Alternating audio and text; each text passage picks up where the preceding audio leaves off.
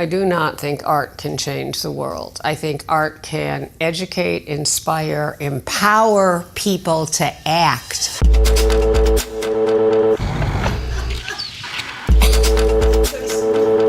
Yeah, we just started it. I'm an artist, and my goal was always to make a contribution to art history. Young women artists often ask me how I feel about being called a feminist artist, as if there was always a category of feminist art. Feminism is about a different paradigm for the world that allows space for everybody. So the Birth Project was one step in my development as a feminist artist.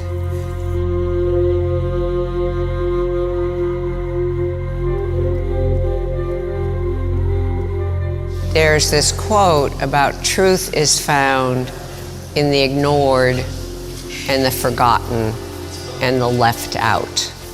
I was trying to think of images of birth in Western art, and literally I could not think of any images of birth. So I realized that I wanted to tackle the subject.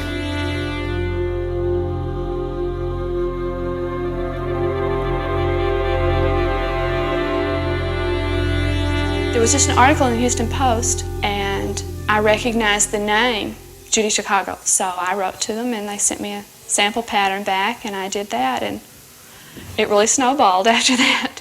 This piece was embroidered by a woman in Houston, Texas, named Jane Gady Thompson.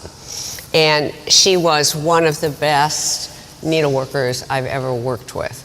She developed her own personal way of doing these fades, and that was to work with 9 needles at a time.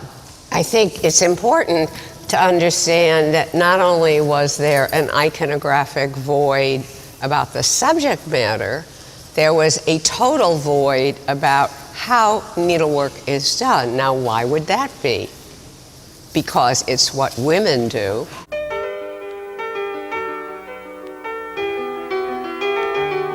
150 volunteer stitchers around the country worked with me, executing my designs using a range of needle and textile techniques.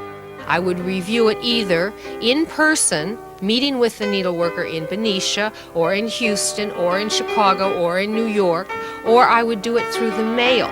I did that for each of the 150 works that were in progress between 1980 and 1985, between 5 and 6 times a year. So when somebody says, "What were you doing all that time?" that's what I was doing.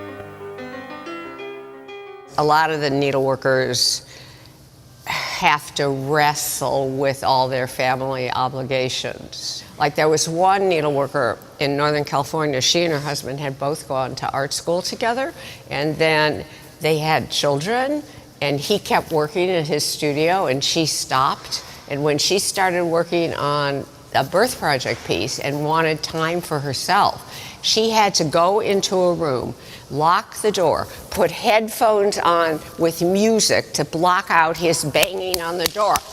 "I need something from you. What are you doing?" I mean, you cannot imagine the struggle. So I learned a lot about the reality of a lot of women's lives. You want a picture of the billboard, right? Yes, right.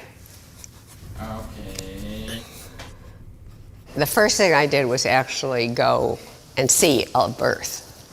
And it was astonishing. Then, of course, I got these, like, how can you have worked on the subject of birth if you've never had children? I used to say, well, you don't have to be crucified to have painted pictures of the crucifixion, now do you? So that's a complete misunderstanding of art. Okay, you want to paste this? Okay. I have to say that there's not anything I really agree with Trump about except fake news. Okay? Because I've had my own share of fake news. Okay? Starting with the Sistine Chapel. There's a male god who reaches out his finger, creates man, humankind, is like represented by mankind, fake news. How many millions of people have internalized that fake news? This piece, which is called The Creation, is kind of my response to that mythology, which turns reality on its head, because here there is the female earth and a female deity creating all the creatures of the world, and then creates woman. So this is just a different kind of fake news, but I like it better.